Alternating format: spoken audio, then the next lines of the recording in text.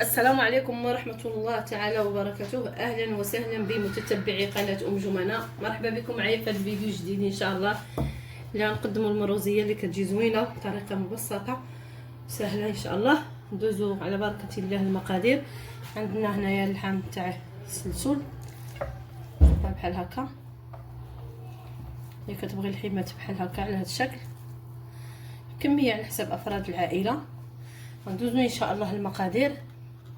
عندي معلقه تاع القزبور يابس، عندي معلقه صغيره تاع السكينجبير، ومعلقه صغيره تاع الابزار، ومعلقه صغيره تاع القرفه، ومعلقه صغيره تاع الملح، ومعلقه صغيره تاع خرقوم، ومعلقه صغيره تاع المروزيه تاع اللحم.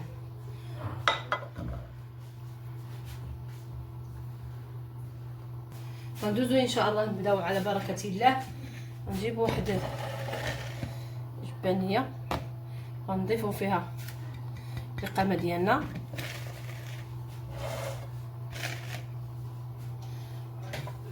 غنزيدو عليها واحد نص كاس تاع الزيت مخلطه، زيت العود وزيت عاديه،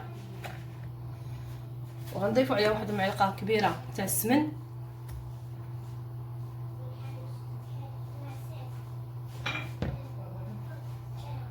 وغنضيفو فيها واحد جوج معالق كبار تاع العسل.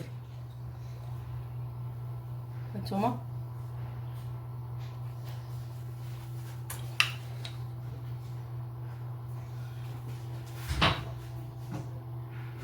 دابا غندوزو نخلطو هاد القامه باش نشرملو الحمات ديالنا ان شاء الله.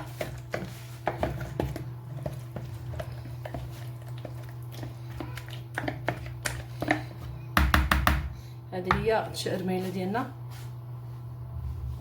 غندوزو ان شاء الله نشرملو الحمات ديالنا على هذا الشكل. بهذه الطريقه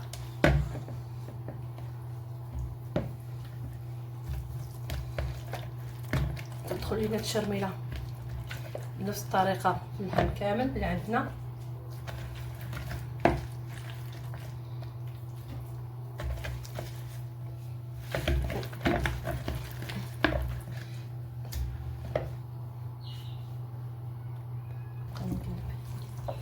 هانتوما بعد ما تشرمل اللحم ديالنا كامل، هانتوما دخلت فيه التشرميله بنفس الطريقه.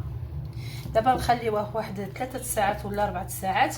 الا كان عندكم الوقت تقدروا تخليوه ليله كامله في الثلاجه ان شاء الله. ديك الساعه نطيبوه ونرجعوا الشكل النهائي، نديرو في الكوكوط مده 45 دقيقه طيب ان شاء الله ونرجعوا. دابا ان شاء الله غنديروا اللحم ديالنا في الكوكوط.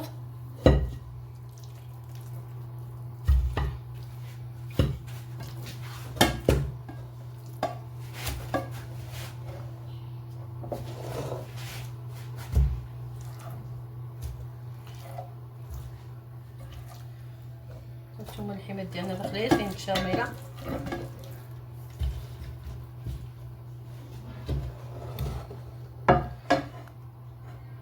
دابا غنديروا الكوكوط نشعلوا عليه العافيه، خليو واحد 45 دقيقه ان شاء الله ونرجع. ان شاء الله غنضيفوا واحد الكاس تاع الماء في الجنب تاع الكوكوط، ونضيفوا واحد كاس تاع الزبيب ان شاء الله ونرجعوا على الطيب.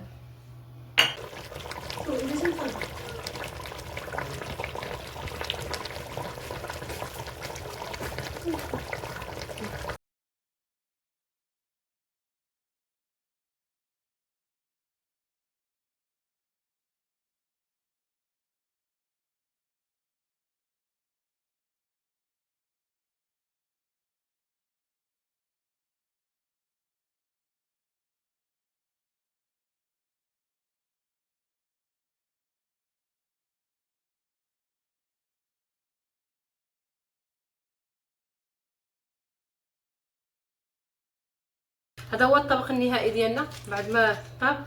دابا غنزينوه باللوز اللي سلقناه وحمرناه على هذا الشكل هذا. كنتمنى ينال الاعجاب ديالكم، والى عجبكم ما تنساوناش بالاراء ديالكم والاشتراك والتعاليق الزوينه اللي كيهمونا. كنقول لكم مع السلامه، الى اللقاء، الى الفيديو القادم ان شاء الله.